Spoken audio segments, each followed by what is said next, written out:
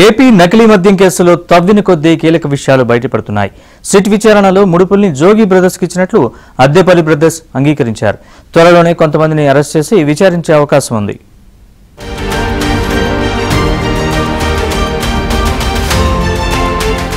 AP నకిలీ మద్యం కేసులో తమకు అండగా ఉన్న వ్యక్తులు ఎవరు, ముడిసరుకు ఏ రూపాల్లో వచ్చేది, జోగి రమేష్ పాత్ర గురించి కీలకమైన సమాచారాన్ని సిట్ సేకరించింది. ఈ కేసులో ప్రధాన నిందితులుగా ఉన్న అద్దెపల్లి బ్రదర్స్ ను ఇప్పటికే వారం రోజుల పాటు విచారించారు. ఆ సమయంలోనే తనకు స్పిరిట్ సరఫరా చేసిన బాలాజీ వివరాలు సేకరించి అరెస్ట్ చేశారు.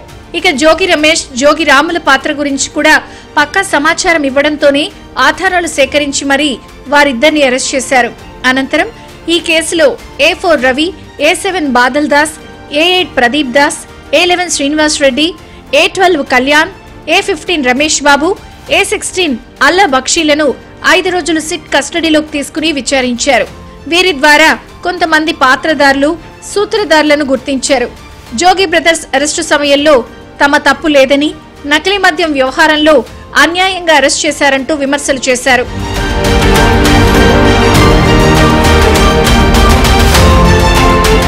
సిట్ అధికారులు మరోసారి అద్దెపల్లి బ్రదర్స్ ను కస్టడీకి ఇవ్వాలని కోరుతూ పిటిషన్ దాఖలు చేశారు. దీంతో ఈ నెల 19 నుంచి ఈ నెల 22వ తేదీ వరకు కోర్టు అనుమతి ఇచ్చింది. ఈ 4 రోజుల పాటు వారిని అనేక కోణాల్లో విచారించారు. జోగి రమేష్, జోగి రాముల ద్వారా ఎలాంటి సాయం పొందారు, ఆ సమయంలో వారు ఏ విధంగా అండగా ఉన్నారు అనే అంశాలపై విచారించారు. ప్రతి నెల లక్షల్లో జోగి బ్రదర్స్ అకౌంట్లకు డబ్బులు పంపడం పైన ఆరా తీశారు. అద్దెపల్లి బ్రదర్స్ బ్యాంక్ ఖాతాల వివరాలను కూడా ఎదురుపెట్టిన అధికారులు లక్షల్లో లావాదేవీల గురించి పలు విధాలుగా ప్రశ్నించారు.